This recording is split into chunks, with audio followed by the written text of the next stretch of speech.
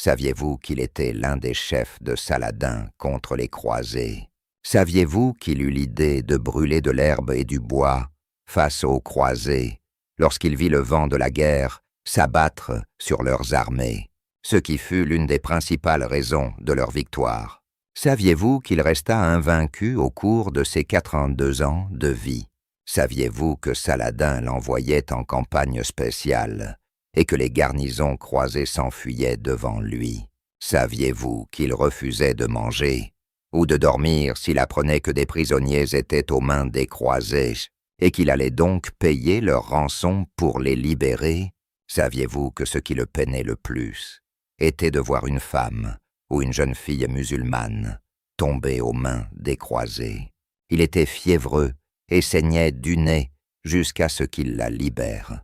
On dit qu'il libéra à lui seul environ 60 000 prisonniers musulmans des mains des armées croisées.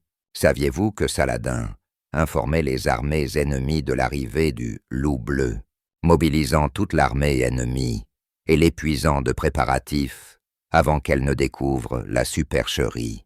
Chaque année, il envoyait d'Irak des vêtements et de la nourriture aux pauvres de la Mecque et de Médine pour une valeur de 30 000 dinars, soit 8 millions de dollars au taux de change actuel.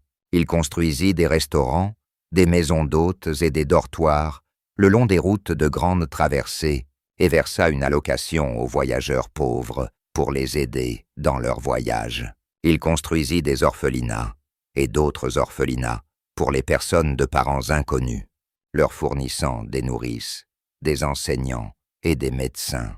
Il leur rendait visite lui-même, discutait avec eux et plaisantait avec eux pour alléger leur fardeau. Il fonda un hôpital pour soigner les lépreux, fournissant à chaque patient une allocation et un domestique, envoyant un soutien complet à leurs familles si elles en avaient. Par amour et admiration pour son caractère, Saladin le maria à sa sœur, Rabia Khatoun. Il gouverna Erbil et Mossoul en Irak, et à son époque, le pays tout entier était sans frontières. Il interdisait l'entrée d'alcool dans son pays, l'entrée des chanteuses et des jeunes filles aux mœurs légères, interdisait les jeux d'argent, condamnait la débauche des jeunes hommes et punissait ceux qui imitaient les femmes et ceux qui imitaient les hommes. Sous son règne, personne ne chômait, et le gouvernement ne subvenait à leurs besoins. Lorsqu'il appelait des hommes pour son armée, pas un seul homme ne restait à la maison sans vouloir sortir avec lui. À son époque, le plus cher aux hommes était de rester à ses côtés et sous son commandement contre les ennemis de la nation. Maintenant, vous aspirez à connaître son nom. Il est le Loup bleu. La force terrifiante des armées, celui qui surmonte les difficultés et celui qui possède des idées décisives au combat.